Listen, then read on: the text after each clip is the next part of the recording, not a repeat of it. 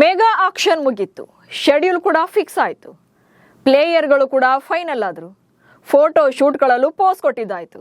ಇನ್ನೇನಿದ್ರು ಅಖಾಡಕ್ಕಿಳಿದು ಧೂಳೆಬ್ಬಿಸೋದೊಂದೇ ಬಾಕಿ. 4ನೇ ಆವೃತ್ತಿಯ ವುಮೆನ್ಸ್ ಪ್ರೀಮಿಯರ್ ಲೀಗ್ಗೆ ಕೌಂಟ್ ಡೌನ್ ಶುರುವಾಗಿದೆ. ಶುಕ್ರವಾರ ಟೂರ್ನಿಯ ಮೊದಲ ಪಂದ್ಯ ನಡೆಯಲಿದ್ದು 5 ತಂಡಗಳು ಚಾಂಪಿಯನ್ಶಿಪ್ಗಾಗಿ ಫೈಟ್ ನಡೆಸಲಿವೆ. ಉದ್ಘಾಟನಾ ಪಂದ್ಯದಲ್ಲಿ ರಾಯಲ್ ಚಾಲೆಂಜರ್ಸ್ ಬೆಂಗಳೂರು ಪ್ಲೇಯರ್ಗಳು ಪೈಪೋಟಿ ನಡೆಸಲಿದ್ದಾರೆ. ಟೂರ್ನಿಯಲ್ಲಿ 2ನೇ ಕಪ್ ಮೇಲೆ ಕಣ್ಣಿಟ್ಟಿರುವಂತ RCB ಟೀಮ್ ಹೇಗಿದೆ? ಪ್ಲೇಯಿಂಗ್ 11ನಲ್ಲಿ ಯಾರೆಲ್ಲ ಆಡ್ತಾರೆ? Shreyanka Patil come back plus ಆಗುತ್ತಾ? ಎಲ್ಲಿಸ್ ಪೆರ್ರಿ ಇಲ್ಲೊಂದು ಮೈನಸ್ ಆಗುತ್ತಾ? ಈ ಬಗೆಗಿನ ಒಂದಷ್ಟು ಮಾಹಿತಿಯನ್ನ ಈ ವಿಡಿಯೋದಲ್ಲಿ ನೀಡ್ತೇನೆ. ನಾನು ಶಾಂತ.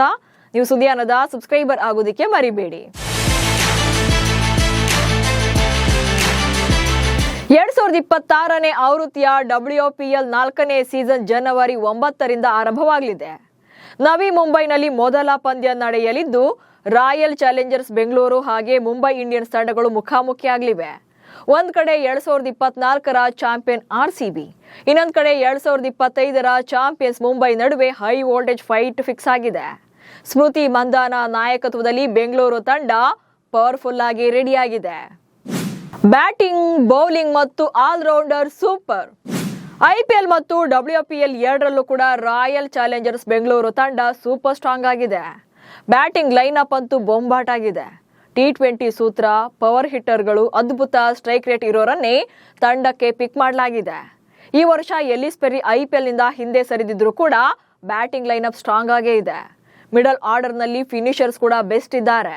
ಅಂಡ್ ಈ ಸಲ ಬೌಲಿಂಗ್ ಮತ್ತಷ್ಟು ಸ್ಟ್ರಾಂಗ್ ಆಗಿ ಕಾಣ್ತಾ ಇದೆ. ಯಾಕಂದ್ರೆ ಇಂಗ್ಲೆಂಡ್ ತಂಡದ ಸ್ಟಾರ್ ಆಟಗಾರ್ತಿ ಲಾರೆನ್ ಬೆಲ್ ಹಾಗೆ ಕರ್ನಾಟಕದ ಟಗರು ಪುಟ್ಟಿ ಶ್ರೇಯಾಂಕಾ ಪಾಟೀಲ್ ಕಮ್ ಬ್ಯಾಕ್ ಮಾಡಿರೋದು ಬಿಗ್ ಅಡ್ವಾಂಟೇಜ್ ಆಗಲಿದೆ. ಸೊ RCB ಪರ ಪ್ಲೇಯಿಂಗ್ 11 ಹೇಗಿರಬಹುದು ಅನ್ನೋದನ್ನ ಮೊದಲು ನೋಡ್ತಾ ಹೋಗೋಣ. ಮೊದಲನೇದಾಗಿ ಸ್ಮೃತಿ ಮಂದಾನ, ಟೀಮ್ ಇಂಡಿಯಾದ ಸ್ಟಾರ್ ಆಟಗಾರ್ತಿ. RCBಯ ಕ್ಯಾಪ್ಟನ್ ಸ್ಮೃತಿ ಮಂದಾನ ಇನ್ನಿಂಗ್ಸ್ ಅನ್ನ ಆರಂಭ ಮಾಡ್ತಾರೆ. ಸಾಲಿಡ್ ಫಾರ್ಮ್ ನಲ್ಲಿರುವಂತಹ ಸ್ಮೃತಿ ಕಡೆಯಿಂದ ಬಿಗ್ ಇನ್ನಿಂಗ್ಸ್ ಅನ್ನ ನಿರೀಕ್ಷೆ ಮಾಡಬಹುದು. ಇವರದ್ದು ಸ್ಟ್ರೈಕ್ ರೇಟ್ ಕೂಡ ಅತ್ಯದ್ಭುತವಾಗಿದೆ. ಹಾಗೆ ಸ್ಮೃತಿ ಮಂದಾನ ಜೊತೆಗೆ ಆಸ್ಟ್ರೇಲಿಯಾ ಆಟಗಾರ್ತಿ ಜಾರ್ಜಿಯಾ ವೋಲ್ ಓಪನರ್ ಆಗಿ ಕಣಕ್ಕಿಳಿಯುವಂತ ನಿರೀಕ್ಷೆ ಇದೆ. ಅಗ್ರೆಸಿವ್ ಮೋಡ್ ನಲ್ಲೇ ಬ್ಯಾಟಿಂಗ್ ಮಾಡುವಂತ ಜಾರ್ಜಿಯಾ ಪವರ್ ಪ್ಲೇ ನಲ್ಲಿ ವೇಗವಾಗಿ ರನ್ಗಳನ್ನ ಕಲೆ ಹಾಕ್ತಾರೆ.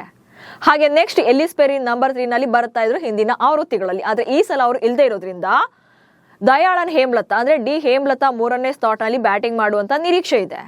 ಹಾಗೆ 4ನೇ ಕ್ರಮಾಂಕದಲ್ಲಿ wicket keeper cum batter Richa Ghosh ಬರ್ತಾರೆ. ರಿಚಾ ಘೋಷ್ ಅಂತೂ ಅದ್ಭುತವಾದಂತಹ ಸ್ಟ್ರೈಕ್ ರೇಟ್ ನಲ್ಲಿ ಬ್ಯಾಟ್ ಬೀಸ್ತಾರೆ. ಸ್ಫೋಟಕ ಫಿನಿಶಿಂಗ್ ನಿಂದಲೇ ಹೆಸರುವಾಸಿಯಾಗಿದ್ದಾರೆ. ಆನಂತರ ಆಸ್ಟ್ರೇಲಿಯಾದ ಮತ್ತೊಬ್ಬ ಆಟಗಾರ್ತಿ ಗ್ರೇಸ್ ಹ್ಯಾರಿಸ್ ಕಂಟಿನ್ಯೂ ಮಾಡ್ತಾರೆ. ಗ್ರೇಸ್ ಹ್ಯಾರಿಸ್ 155ಕ್ಕಿಂತ ಹೆಚ್ಚಿನ T20 ಸ್ಟ್ರೈಕ್ ರೇಟ್ ಅನ್ನ ಹೊಂದಿದ್ದಾರೆ. ಹಾಗೆ ಬಿಗ್ ಬ್ಯಾಶ್ ಲೀಗ್ ನಲ್ಲಿ 3 ಶತಕಗಳೊಂದಿಗೆ ಸಾಲಿಡ್ ಫಾರ್ಮ್ ನಲ್ಲಿದ್ದಾರೆ. ಇನ್ನು ಆಲ್ರೌಂಡರ್ಗಳಾಗಿ ನಾಡಿನ್ ಡಿ ಕ್ಲರ್ಕ್ ಹಾಗೆ ಪೂಜಾ ವಸ್ತ್ರಕರ್ ಬರ್ತಾರೆ.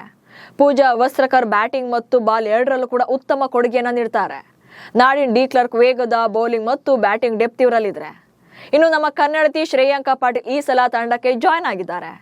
ಕಳೆದ ಸಲ ಇಂಜುರಿಯಿಂದಾಗಿ ಇಡೀ ಟೂರ್ನಿಯಿಂದಲೇ ರೂಲ್ಡ್ ಔಟ್ ಆಗಿದ್ರು. ಬಟ್ ಈ ಸಲ ಮೆಗಾ ಆಕ್ಷನ್ಗೂ ಮುನ್ನವೇ ಫ್ರಾಂಚೈಸಿ ಅವರನ್ನ ರಿಟೈನ್ ಮಾಡ್ಕೊಂಡಿತ್ತು. ಆಫ್ ಸ್ಪಿನ್ನರ್ ಆಗಿರುವಂತ ಶ್ರೇಯಾಂಕಾ ಬ್ಯಾಟಿಂಗ್ ನಲ್ಲೂ ಕೂಡ ಕೊಡುಗೆ ನೀಡುವಂತ ಇವರ ಸಾಮರ್ಥ್ಯ ಇದೆ. ಇನ್ನು ರಾಧಾ ಯಾದವ್ ತಮ್ಮ ನಿಖರವಾದಂತ ಸ್ಪಿನ್ ಬೌಲಿಂಗ್ ಮೂಲಕ ಮಿಡಲ್ ಓವರ್ಗಳಲ್ಲಿ ಆಟವನ್ನ ಕಂಟ್ರೋಲ್ ಮಾಡುವಂತ ಚಾಕಚಕ್ಯತೆ ಇವರಲ್ಲಿದೆ.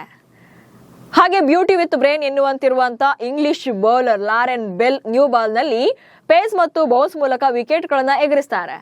ಇನ್ನು ಅರುಂಧತಿ ರೆಡ್ಡಿ ಡೆತ್ ಓವರ್ಗಳಲ್ಲಿ ಬೌಲಿಂಗ್ ಅನ್ನ ಅದ್ಭುತವಾಗಿ ಮಾಡ್ತಾರೆ. ರನ್ ರೇಟ್ ಅನ್ನ ಕಾಪಾಡ್ಕೊಳ್ತಾರೆ. ಸೊ ಹೀಗೆ RCB ಪ್ಲೇಯಿಂಗ್ 11 ಕಂಪ್ಲೀಟ್ ಆಗಿ ಬ್ಯಾಲೆನ್ಸಿಂಗ್ ಆಗಿದೆ. ಲೀಗ್ ಹಂತದಲ್ಲಿ ಒಟ್ಟು 8 ಪಂದ್ಯಗಳನ್ನು ಆಡಬೇಕಿದೆ.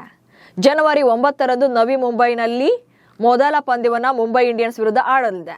ಅನಂತರ ಜನವರಿ 12ರಂದು UP ವಾರಿಯರ್ಸ್ ವಿರುದ್ಧ, ಅನಂತರ ಜನವರಿ 16ರಂದು ಗುಜರಾತ್ ಜೈಂಟ್ಸ್ ವಿರುದ್ಧ, ಜನವರಿ 17ರಂದು ಡೆಲ್ಲಿ ಕ್ಯಾಪಿಟಲ್ಸ್ ವಿರುದ್ಧ, ಇನ್ನು ಜನವರಿ 19ರಂದು ಗುಜರಾತ್ ಜೈಂಟ್ಸ್ ವಿರುದ್ಧ, ಜನವರಿ 24ರಂದು ಡೆಲ್ಲಿ ಕ್ಯಾಪಿಟಲ್ಸ್ ವಿರುದ್ಧ, ಜನವರಿ 26ರಂದು ಮುಂಬೈ ಇಂಡಿಯನ್ಸ್ ವಿರುದ್ಧ ಪಂದ್ಯಗಳನ್ನು ಆಡಬೇಕಿದೆ. ಅನಂತರ ಕೊನೆಯದಾಗಿ ಅಂದ್ರೆ ಲೀಗ್ ಹಂತದ ಕೊನೆ ಪಂದ್ಯ ಜನವರಿ 29ರಂದು UP ವಾರಿಯರ್ಸ್ ವಿರುದ್ಧ ವಡೋದರದಲ್ಲಿ ತನ್ನ ಲೀಗ್ ಹಂತದ ಕೊನೆಯ ಪಂದ್ಯವನ್ನು ಆಡಲಿದೆ. ಇನ್ನು ಟೂರ್ನಿಯ ಬಗ್ಗೆ ನೋಡೋದಾದ್ರೆ ಒಟ್ಟು ಟೋಟಲ್ ಆಗಿ 28 ದಿನಗಳ ಕಾಲ ಟೂರ್ನಿ ನಡೆಯಲಿದೆ. ನವಿ ಮುಂಬೈನ ಡಿ.ವೈ. ಪಾಟೀಲ್ ಕ್ರೀಡಾಂಗಣ ಮೊದಲ 11 ಪಂದ್ಯಗಳಿಗೆ ಆತಿಥ್ಯವನ್ನು ವಹಿಸಿದ್ರೆ ಇದರಲ್ಲಿ 2 ಡಬಲ್ ಹೆಡರ್ಗಳು ಒಂದೇ ದಿನ ಅಂದ್ರೆ 2 ಪಂದ್ಯಗಳು ಒಂದೇ ದಿನ ನಡೆಯುತ್ತೆ. ನಂತರ ವಡೋದರದ ಕೋಡಂಬಿ ಕ್ರೀಡಾಂಗಣಕ್ಕೆ ಉಳಿದ ಪಂದ್ಯಗಳು ಶಿಫ್ಟ್ ಆಗ್ತವೆ. ಇಲ್ಲಿ ಕೊನೆಯ 11 ಪಂದ್ಯಗಳನ್ನು ಆಡಿಸಬೇಕಿದೆ.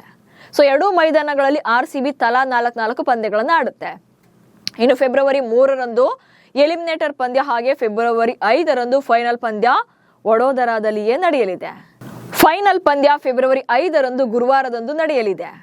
ಸೊ ಅಲ್ಲಿಗೆ 4ನೇ ಆವೃತ್ತಿಯ ವುಮೆನ್ಸ್ ಪ್ರೀಮಿಯರ್ ಲೀಗ್ಗೆ ತೆರೆ ಬೀಳಲಿದೆ. ಸೊ ನಿಮ್ಮ ಪ್ರಕಾರ ಆರ್.ಸಿ.ಬಿ ಟೀಮ್ ಈ ವರ್ಷ ಹೇಗಿದೆ?